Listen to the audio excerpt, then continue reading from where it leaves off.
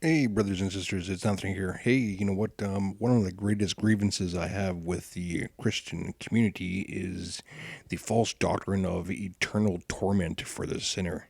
Anyways, I found this great video. Hope you enjoy it. Tell me what you think and comment in the comment section and let me know if you have any questions, and I'll get back to you as soon as I can.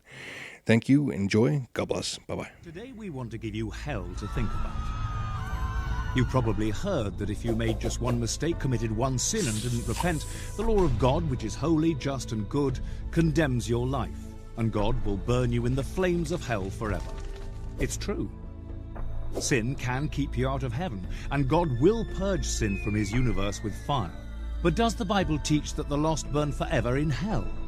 If you're an agnostic, you might be thinking, if that's the kind of God you serve, I don't want anything to do with him. I could never respect or love a God who burns people in hell forever just because they don't love him in return. A well-meaning Christian might say, God is God. Who are we to judge what he does or doesn't do? After all, the Bible teaches that the wicked burn forever in hell, and that settles it. To embrace the idea of eternal hellfire, one must sacrifice any ideas of human compassion, feeling, or reason to this God of fire. As a Christian, it's one thing to say with conviction, the wicked burn forever. It's quite another to conceive of it being your own wife, husband, or child. Wouldn't you hate a divine being who would do such a horrible thing to the love of your life? For those of you who don't go to church, aren't religious, and have a problem with a God who would burn people in fire forever, don't walk away just yet. The ending will surprise you. And for those Christians who have been persuaded there is a place called hell where people burn forever, but have a hard time understanding how a God of love could do such a thing, hang in here for a moment. Your instincts are probably right. But what if it is true that God does burn people forever? Think about it. Have you ever burned your hand on a hot stove? How did it feel? Can you imagine then your whole body burning in a blazing hot fire for eternity? First of all, no human being could mentally endure that much torture. A person would pass out and eventually go insane. Further, the vital life force of the body would give way to death. But if by some miracle you lived in the fire forever, what do you suppose you'd be thinking about God during your endless suffering? Knowing that for a brief 70+ years of sin, you must suffer one of the worst forms of torture known to man forever. Wouldn't your hatred of God only grow more vehement as eternity rolled on? But wait, doesn't the Bible say the wicked perish? How could the wages of sin be death when the wicked actually never die? Seems like a good question. If there was an eternally burning place called hell, sin and sinners would have to be miraculously suspended in a state of extreme torture forever, where their imprecations and curses against this God of love will continue as long as he exists. Thus, God would immortalize sin and sinners for eternity. Have you ever thought about how fire works? The chemical reactions in the fire are self-perpetuating. The heat of the flame itself keeps the fuel at ignition temperature, so it continues to burn as long as there is fuel and oxygen. The flame heats any surrounding fuel, in this case the wicked, so it releases gases. When the flame ignites the gases, the fire spreads. Fire is self-perpetuating, which means as long as there is fire, it burns until nothing is left. So here is the logical conclusion. In order for people to live more than a few minutes or seconds in a fiery furnace, God would have to create a miracle to keep the physical body from being consumed by the fire. Otherwise, no one could live more than a few moments in the inferno. And no human being has the vital force to withstand that kind of pain more than a few minutes. It is logical to conclude, then, if you believe in the doctrine of eternal hellfire, you must also accept the fact that God tortures people forever. Can there be any stretch of the imagination or logic where one can reconcile these two realities? That God is love, and he burns people forever. These ideas are mutually exclusive. Either God is not a God of love, in which case he might burn people forever, or he is a God of love, in which case he would never burn people forever. How many billions of people have gone to Christless graves? Are they all doomed to suffer the wrath of God for eternity? And further, could you love or trust a God like that? A God who says, if you don't love and obey me, I will burn you forever. Could a woman ever love a husband who told her, honey, if you don't love me, I will torture you as long as you live.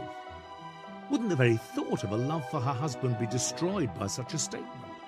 How then can we expect people to love God with this same sentiment ringing in their ears? If you don't love and obey me, I will torture you forever.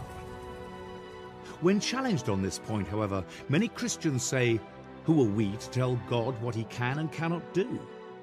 He is God, and he has a right to do whatever he wants. But according to the Bible, he would never do anything that wasn't just and righteous. The very character of God is maligned when we say he burns people forever. And that is exactly what the dark side wants. Another question. Would justice be served by burning a human for eternity in the flames of fire for the bad things they did in this life? Note God's comment on the subject. This is what the Lord Almighty said.